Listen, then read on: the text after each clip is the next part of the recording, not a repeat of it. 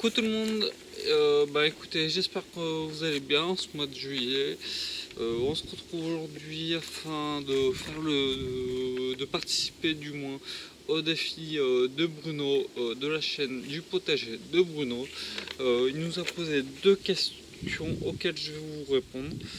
La première, où je me fournis en graines et en plants, ou avant que je fasse mes propres graines, où c'est que je me fournissais. Et deuxième question, c'est l'activité que j'apprécie le plus et l'activité que j'apprécie le moins au potager. Donc tout simplement pour commencer, comme la plupart, les premières graines, les premiers plants que j'achetais quand j'étais petit, c'était soit en grande surface, soit en jardinerie.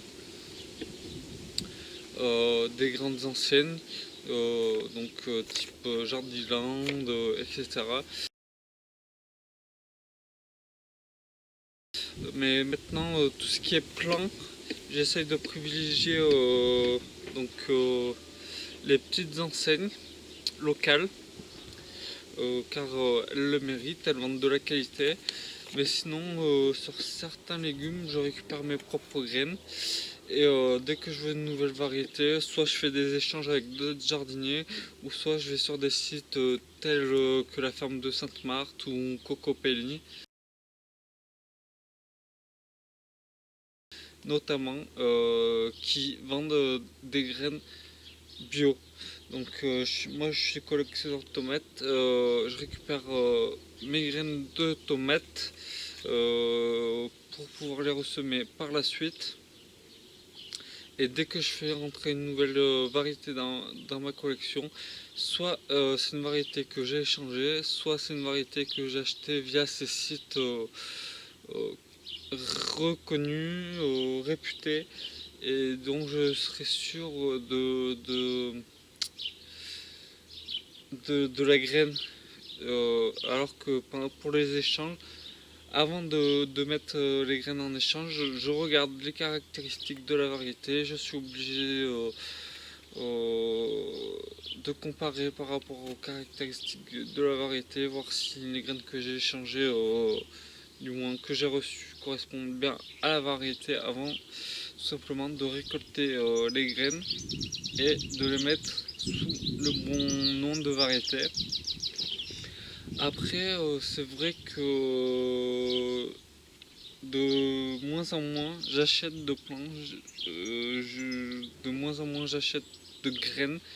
J'essaye de faire de plus en plus mes graines moi-même, que ce soit pour les tomates, les aubergines, les piments, les poivrons, les radis. De plus en plus j'essaye d'être autonome au niveau des semences ainsi que des plants, sauf quelques plants comme la consou de cette année. Euh, En général, je fais mes propres plants. Si c'est de nouvelles variétés que je veux faire, j'achète les graines. Donc sur les sites que je vous ai dit, Cocopelli ou la ferme de Sainte-Marthe.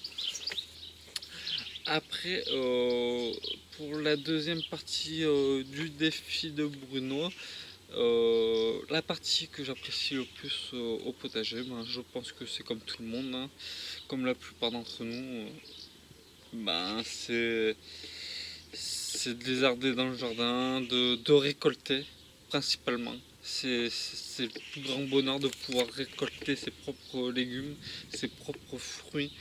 C'est la labeur du travail qui paye. Enfin, lors de la récolte, et on est tous heureux de pouvoir récolter nos propres légumes. Donc je pense que pour la plupart d'entre nous, il y aura la même réponse. Mais c'est vrai que la récolte de notre travail, c'est l'activité que je préfère.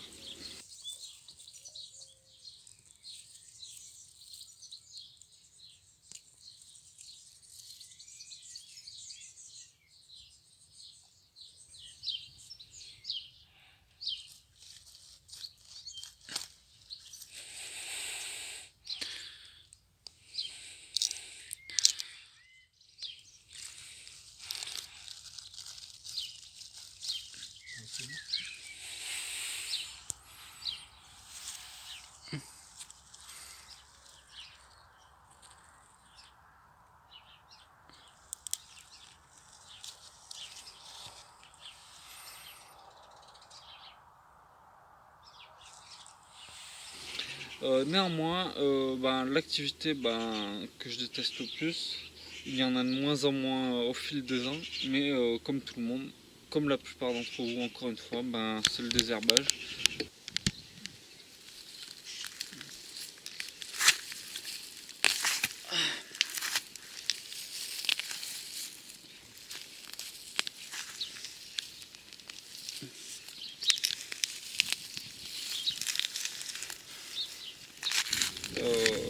L'arrosage aussi, même si j'arrose rarement, c'est une activité qui prend du temps.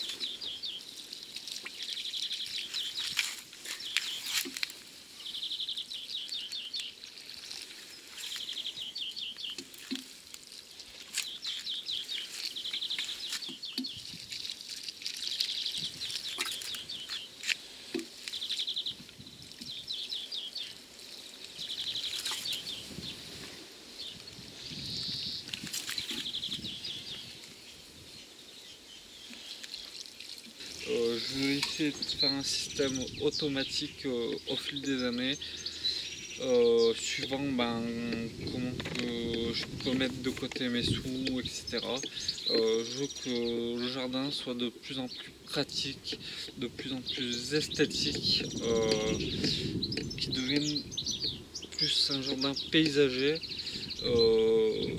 Je veux même au fil des années et au fil de l'agrandissement de ma collection, pouvoir à terme semer chaque année toutes mes variétés de tomates dans le jardin, quitte même à revendre les fruits, à partager les fruits avec mes voisins, etc.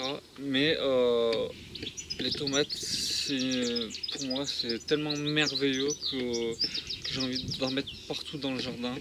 De faire des échanges, des dons, de faire une petite étale de mon surplus, de faire mes semences, pourquoi pas de vendre de la semence ou d'en échanger encore plus que je ne le fais actuellement.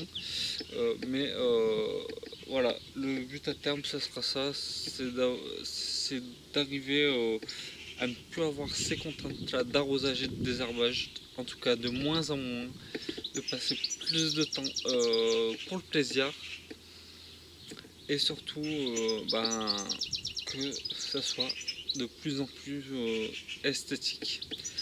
Donc voilà pour le défi de Bruno, et j'espère que le défi du mois prochain sera à la hauteur.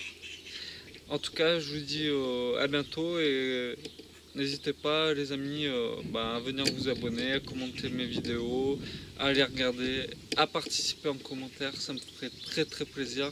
Et en tout cas, je vous dis à très vite pour une prochaine vidéo. Comme vous le savez, pour les fiches légumes, si vous avez des idées de légumes pour la saison prochaine, n'hésitez pas. Ça sera peut-être même mieux la saison prochaine si vous avez des idées de légumes au niveau montage. Ça sera moins du face to game. En tout cas, n'hésitez pas, les montages seront de mieux en mieux. Je progresse là-dessus, et je vous dis merci. À très bientôt les amis.